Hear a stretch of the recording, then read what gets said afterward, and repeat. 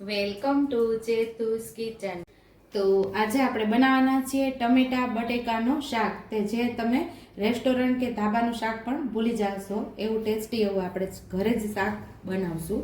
તો એના માટે આપણે અહીંયા 2 મોટા ટમેટા સુધારી લીધા છે અને અહીંયા આપણે ચાટ મસાલો લીધો છે અને અહીંયા એક ડુંગળી આપણે સુધારી લીધી છે અને અડધી ચમચી જેટલો ગરમ મસાલો લીધો છે અને અહીંયા આપણે જે ધાણાના ડાળખાનો ભાગ હોય એ સુધાર્યો। તમે એકવાર ટ્રાય કરજો, શાકનો બહુ મસ્ત એવો ટેસ્ટ આવશે। આ ડાળખાવાળા ડાળખીવાળી ધાણા સુધારી અને શાકમાં ઉમેરશો, શાક બહુ મસ્ત થશે।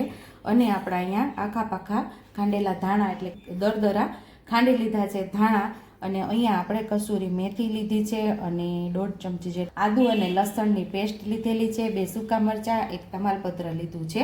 આ છે આપણો આ સંચળ પાવડર છે અને અહીંયા આપણે ચાટ મસાલો છે, અડધી ચમચી સંચળ અને અડધી ચમચી ચાટ મસાલા લેવાનો છે। અને અહીંયા આપણે બટેકા સુધાર લીધા છે, મીડિયમ સાઇઝના 3 બટેકા આપણે 5 વ્યક્તિ માટે આ શાક બનાવીએ છીએ। તો અહીંયા બટેકા આપણે સુધારી અને પાણીમાં રાખી દીધા છે અને કાળા ના પડે એટલા માટે પાણીની અંદર સુધારીને રાખી દીધા છે। બાકી રેગ્યુલર મસાલિયાની અંદરથી મસાલાનો ઉપયોગ કરી અને આપણે ટેસ્ટી એવું શાક બનાવશું। આપણે નાના 2.5 ચમચા જેટલું તેલ ઉમેરશું। તો અહીંયા આપણું સરસ તેલ ગરમ થઈ ગયું છે, તો 1/2 ચમચી જેટલું આપણે જીરું ઉમેરશું। 1 ચમચી જેટલા આખા પાખા ખાંડેલા ધાણા ઉમેરશું। અહીં આપણે ડુંગળી ઉમેરી દઈશું।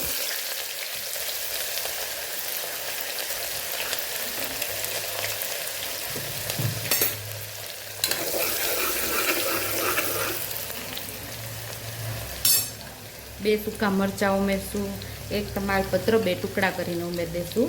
આનો સ્વાદ બહુ મસ્ત એવો શાકમાં આવે છે।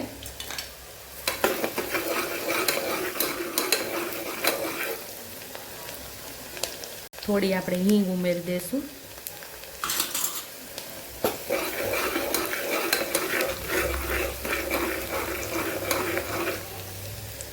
થોડી આપણી ડુંગળી સતળાઈ જાય પછી આદુ લસણની પેસ્ટ ઉમેરી દઈશું।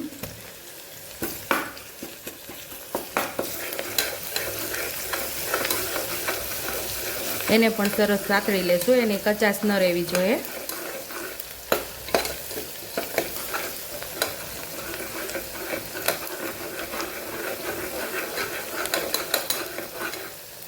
આદુ લસણ સરસ સતળાઈ જાય પછી આપણે તરત ટમેટાને ઉમેરી દેવાના છે।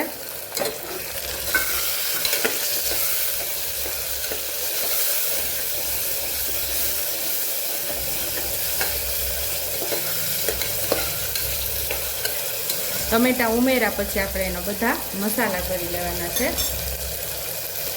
ટમેટા સાથે જ આપણો મસાલા સરસ પાકી જાય, 1 ચમચી જેટલું લાલ મરચું પાવડર, 1 ચમચી જેટલું ધાણા જીરું પાવડર, અડધી ચમચી જેટલી હળદર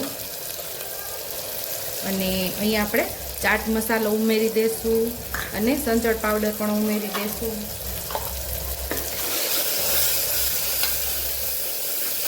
મસાલાને ટમેટા સાથે એકદમ મસ્ત એવું સાતડી લેવાનું છે, ત્યાં ટમેટા પણ સરસ પાકી જશે। ટમેટાના ભાગનું આપણે મીઠું ઉમેરશું।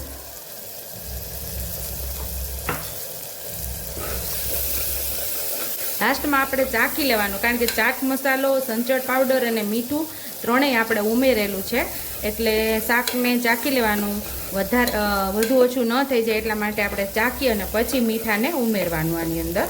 અને અહીં આપણે ડાળખીવાળી ધાણા સુધારેલી છે એ ઉમેરી દઈશું આપણે સાતળવામાં, એનો મસ્ત એવો શાકમાં સ્વાદ આવે છે। મારા મમ્મી એમ કહેતા કે ડાળખી ના જવા દેવાય, એ શાક સોતરીએ ને એની અંદર ઉમેરીએ ને તો એનો બહુ સરસ સ્વાદ આવે છે, બહુ શાક મસ્ત એવું લાગે છે આપણે ડાળખીનો જે ભાગ ઉમેરીએ ને સાતળવામાં એમાં।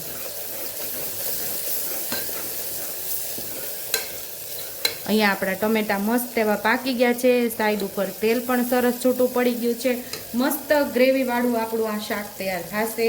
અહીંયા આપણે હવે બટેકાને ઉમેરી દેવાના છે।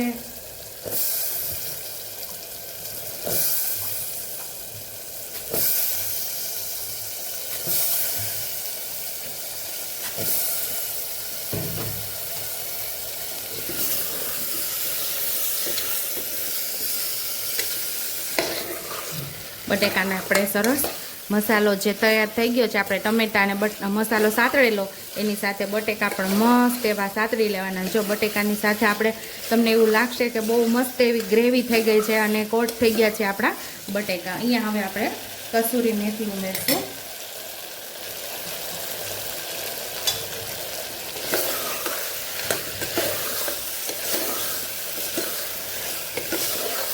અહીંયા આપણે જે પ્રમાણે રસો જોતો હોય એ પ્રમાણે અહીંયા પાણી આપણે ઉમેરવાનું.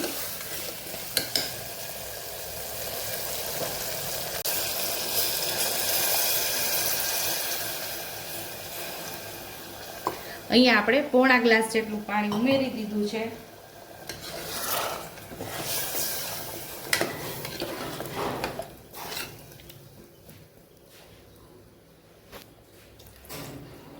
અહીંયા આપણે પોણા ગ્લાસ જેટલું પાણી ઉમેરી અને કુકર બંધ કરીને એક સીટી લેવાની છે.